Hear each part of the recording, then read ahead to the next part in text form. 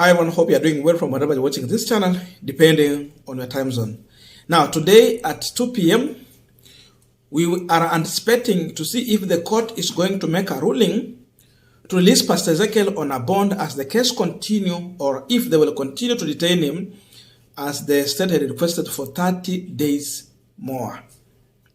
And in as much this one has been going on, yesterday, Pastor Pius Muiru was at a New Life Prayer Center and Church, and he was interviewed by NTV. And in that interview, if you listen to Pastor Pius Muiru, he's kind of angry and he's sending a warning to this government. Pastor Muiru was very clear that there is someone who is determined to fight the church. But again, he's saying that we have seen people who have tried to fight the church, but their ending has never been good. So those who are trying to fight Pastor Ezekiel, in his own word, he believes that their ending is going to be very disastrous. Now, if Pastor Muiru is talking about people who will have a bad ending if they keep on frustrating Pastor Ezekiel, then the question someone will ask, who are these people? Who are these people that Pius Muiru is talking about? One will quickly bring in the name of Kithure Kindiki, the CS for Interior, because that's the man who has been coming out so much loudly to express himself on the issue of Shakahola, to link Pastor Ezekiel into this matter. And of course, we know largely he's speaking the mind of William Samoei Ruto, the president. So, Pastor Pius Muiru is telling William Samoei Ruto, if you continue frustrating and persecuting Pastor Ezekiel, then your ending is going to be so much bad. I don't know why, but again, he did not explain deeper, because he's saying that there are words they cannot mention, but he knows people will end up in a bad way. Kile kinafanyika sasa hivi ni kwamba ni kama kuna mtu somewhere anataka tu kugonga injili ya Mungu, na sio vizuri uonekane kama unapigana na Mungu. Ni vile siwezi nikataja jina la mtu yoyote, lakini Kenya hii tumeona watu waliojitokeza kupigana na Mungu direct or indirect, hawakumalizia vizuri. Kwa hili la Ezekiel sitashangaa kuona watu fulani hawamalizii vizuri, ni kwa maana wanaamua kupigana na mtu ambaye hana hatia, hana vita na yeye. Sisi hatujaitwa kupigana na mtu yoyote. People will end up carrying their own cross. So if you participated in tormenting the New Life Prayer Center and Church pastor, then ubebe mzigo wako. But again, Pastor Pius Muiru did not end there. He went further to say that it has reached a time, it will reach a time if they have been denied justice, because they are being told to close the TV, they end up closing. They were told to close the church, they end up closing. They were told to go to the court, they went to the court, and so many things. They have been obedient. But in his own word, he's saying if they will end up being denied justice, then he's saying that they will soon speak unkind words to these people. He's very clear. They will speak unkind words to these people. Violated. Na kwa sababu hatuna vita na mtu, ndio maana tunaenda chini kwa chini, pole pole, tukitaka kuona kama authorities wataona ya kwamba kile kimefanyika hakikuwa sawa.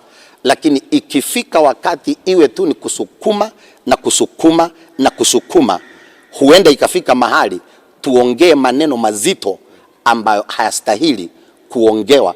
Hatutaki tupigane vita na mtu yoyote, tunataka kufuata sheria. Sisi tunafuata sheria. Mnaambiwa TV imefungwa, okay sawa.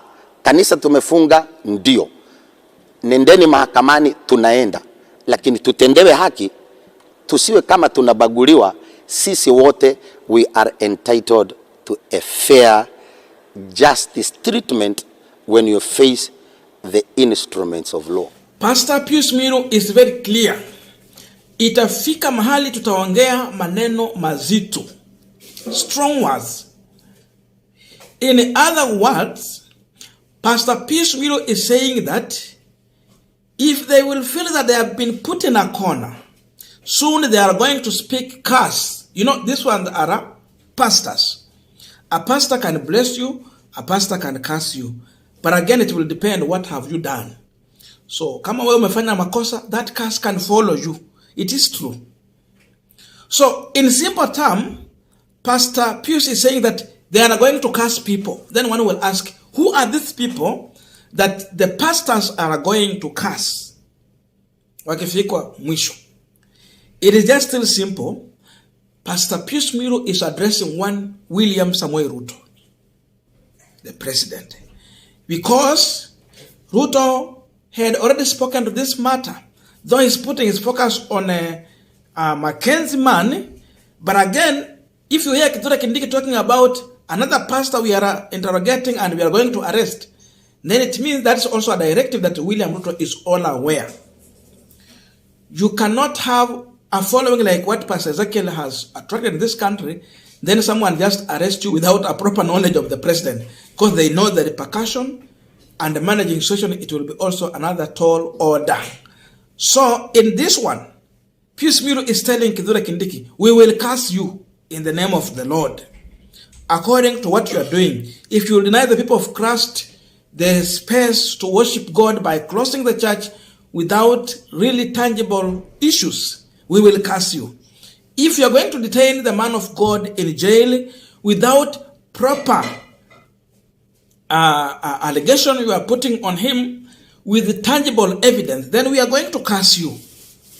If you continue frustrating us in the court without giving us justice, we will curse you.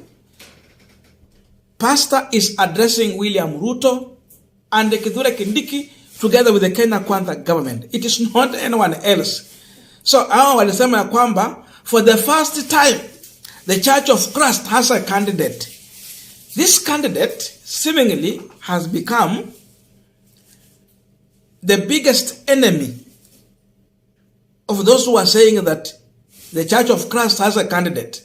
So seemingly, he has become a tormentor of the church, because many people believe that Ruto is looking for an scapegoat. And that escape route is Pastor Ezekiel. We know the government was sleeping on duty. What happened in Shakahola is the worst that no one should imagine about. But again, because it has happened, they are looking for a lamb to sacrifice. That lamb is none other than Pastor Ezekiel, so that everyone will see them like they are trying to do something to sort out the problem. But in real sense, they are diverting attention rather than focusing on asking question, why did the government fail? How did the government fail? What were they doing? What is their work? Where were they focusing? Why was the president silent about this? What about the intelligence of this country? What were they briefing the president? Where did they fail? So that act of arresting Pastor Ezekiel and keep on frustrating this move without tangible evidence is just an scapegoat they are looking for. Again, Pastor Pius did not end there. He went further to talk about the issue of evacuation. Kithure Kindiki told Kenyans that more than 100 people were evacuated from the New Life Prayer Center and church premise when they went to lock down the church. But if you listen to what the pastor is explaining here, it's totally different. Tulishangaa kusikia kuna evacuation. Pastor Sarah, mke wake Pastor Ezekiel, yeye ndiye alikuwa anafanya ibada. Wale ambao walitumwa kumkamata Pastor Ezekiel, walikuja wakamuita, wakamwambia tunaenda Mombasa na wewe. Sasa walikuwa nataka kuingia wenyewe, watangaze ibada, hakuna watu watoke. Si ndio wakaambiwa, kwa sababu Pastor Sarah kwa madhabahu, kusionekane kama kuna vita, si andikiwe kanot ya kwamba mume wako ameenda na watu wa vyombo vya usalama yani CID, na imesemekana ibada hakuna. Pastor Sara alipelekewa kanut na akakasoma na iko kwa YouTube akisema, jameni watu wa Mungu, serikali imesema tusiendelee na haya mambo ya ibada mpaka uchunguzi ufanywe.